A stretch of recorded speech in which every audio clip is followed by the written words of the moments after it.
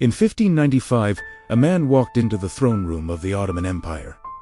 His father had just died. He was now the most powerful ruler in the world.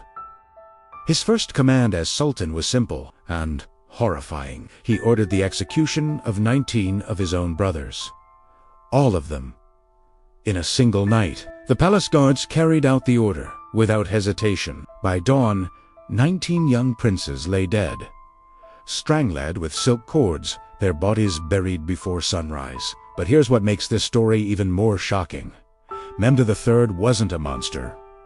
He wasn't insane. He was simply following the law. A law that had existed for 300 years. A law that forced every new sultan to murder his own family. A law that would shape one of the greatest empires in history. This is the dark truth about the Ottoman Law of Fratricide. And what you're about to discover will change everything you thought you knew about imperial power. The Ottoman Empire dominated 3 continents for over 600 years. At its peak, it stretched from Vienna to Yemen, from Algeria to Iraq. It was one of the most powerful civilizations in human history. But this vast empire had a fatal flaw built into its very foundation, a problem that threatened to destroy everything with every generation. The problem of succession. Unlike European monarchies, the Ottomans had no clear rule about who inherited the throne. They didn't follow the eldest son didn't automatically become Sultan. Instead, Ottoman tradition said something far more dangerous. Any son of the Sultan could claim the throne. Any one of them. In a typical sultan's harem, there could be dozens of sons. Mehmed II had 3 sons. Suleiman the Magnificent had 5. Murad III had 20 sons. Imagine what happened when a sultan died. 20 princes, all with equal claim to the throne. All supported by different factions in the palace. All willing to fight for power. The result was predictable. Civil war. Brother against brother. The empire torn apart from within. Thousands dead in the streets of Constantinople. This happened again and again in the early Ottoman period. Every succession brought chaos. Every sultan's death meant bloodshed. So in 1478, Sultan Mehmed II made a decision that would echo through centuries. He created a law, a terrible law, but one he believed was necessary. The law was written directly into the Imperial Code. The exact words were chilling. Whichever of my sons inherits the throne, it is appropriate for him to kill his brothers for the order of the world. Most of the jurists have approved this. Let them act accordingly. Read that again. The Sultan gave legal permission for fratricide. For brother to kill brother, not just permission encorrigamenten acamon. The logic was brutal, but clear. Better for a few princes to die than for the entire empire to collapse into civil war. Better for innocent brothers to be sacrificed than for thousands of subjects to die in succession conflicts. The religious scholars agreed. They issued fatwas supporting the law. They argued that preventing civil war was more important than protecting individual lives. The stability of the Islamic Empire justified the deaths of princes. And so, the law became tradition. A horrifying tradition, but one that was followed for over 200 years. Here's how it worked in practice. When a sultan died, messengers were immediately sent to all the princes. The message was urgent. Your father is dead. Come to Constantinople immediately. Itwasaras, the first prince to reach the capital and secure the throne won. The others lost everything, including their lives. The new sultan would enter the throne room. He would receive the oath of allegiance from the army and the court, and then he would give the order. His brothers would be brought to a private chamber. One by one, they would be executed. The method was always the same. Strangulation with a silk bow. Why silk? Because Ottoman law forbade the shedding of royal blood. Silk left no visible wounds.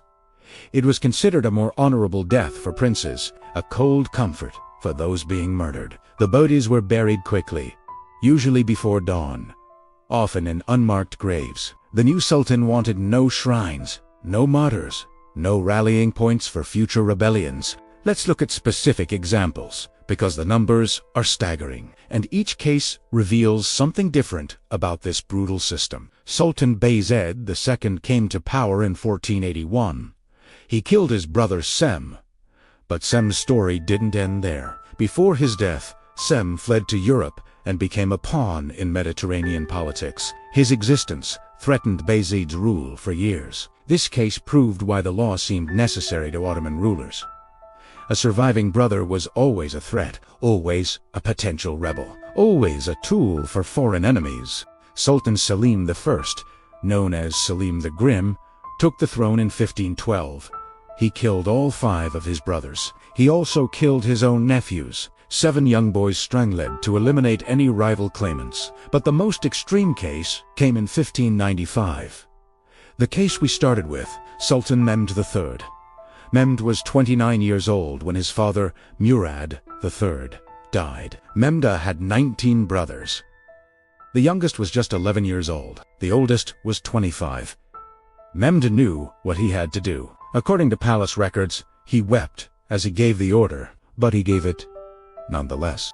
The executions took hours. 19 princes brought one after another to the execution chamber, each strangled with a silk cord. Each death documented by palace officials, but Mehmed went further than any sultan before him. He also ordered the execution of 10 pregnant concubines from his father's harem. Why?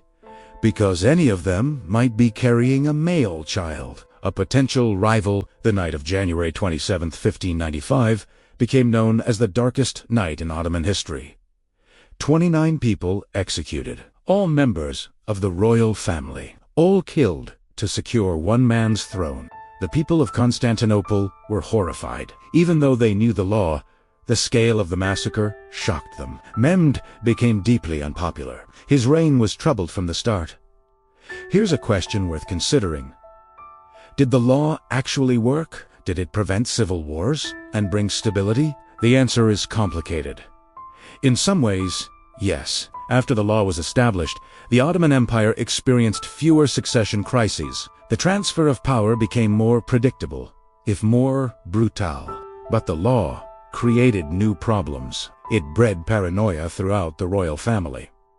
Princes lived in constant fear. Mothers in the harem plotted desperately to get their sons to the throne first, knowing all other sons would die. The law also meant that many capable princes were killed simply because they were born second or third. The empire lost potential great leaders. Men who might have been brilliant generals or administrators died before they could prove themselves. And there was another consequence, one that historians argue about to this day. The law may have weakened the quality of Ottoman rulers over time. Think about it. In the early empire, princes were educated and trained as governors. They learned statecraft by ruling provinces. They commanded armies. They were tested and prepared. But as the fratricide law continued, this changed. Sultans became reluctant to send their sons away from the capital. Why train your brothers to be governors when you'll have to kill them anyway? So princes were kept in the palace, isolated, untrained. And when one of them eventually became sultan, he was often unprepared for the responsibility. By the early 1600s, the Ottoman court recognized these problems. The law had served its purpose, but it was creating new dangers. Something had to change. Sultan Ahmed I made that change in 1603. He became sultan at age 13. His only brother Mustafa was even younger. Ahmed made a revolutionary decision. He refused to kill his brother. He broke 300 years of tradition. He announced that Mustafa would live. The court was stunned. Many officials protested. They argued that this violated the law, that it would bring chaos, but Ahmed held firm. Instead of execution, Ahmed created a new system, the Kafes. The word means cage in Turkish, and that's exactly what it was. Royal princes who weren't sultan would no longer be killed. Instead, they would be imprisoned, locked away in a special section of Topkapi Palace, isolated from the world but allowed to live. The Kafes was luxurious in some ways. Princes had servants, food, entertainment. But they were never free. They lived their entire lives in a few rooms, never knowing if they would die there or somehow become sultan. This system lasted for the rest of the Ottoman Empire's history. Some princes spent 50 years in the caves. They emerged as sultans, having never seen the outside world, never commanded an army, never governed a province. Many historians argue this weakened the empire even more than fratricide had. The Kafes produced Sultan after Sultan who was completely unprepared to rule, who had no experience of reality, who had been driven half-mad by decades of imprisonment. The law of fratricide officially ended, but its shadow lingered for centuries. The paranoia, the isolation, the brutal calculation that one life was worth more than another.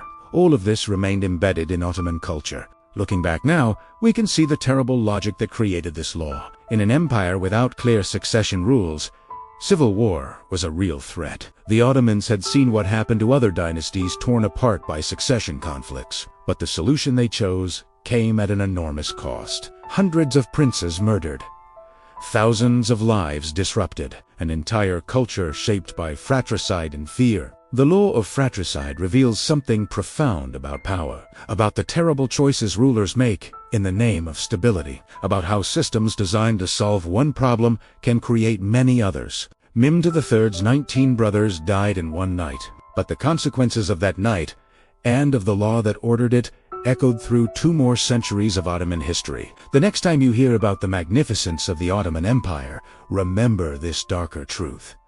Remember the price that was paid. Remember the brothers who died so that one man could rule. If you found this shocking historical revelation fascinating, subscribe to Imperial Secrets for more forbidden stories from the shadows of empire. Hit the like button if this opened your eyes to a side of history you never knew.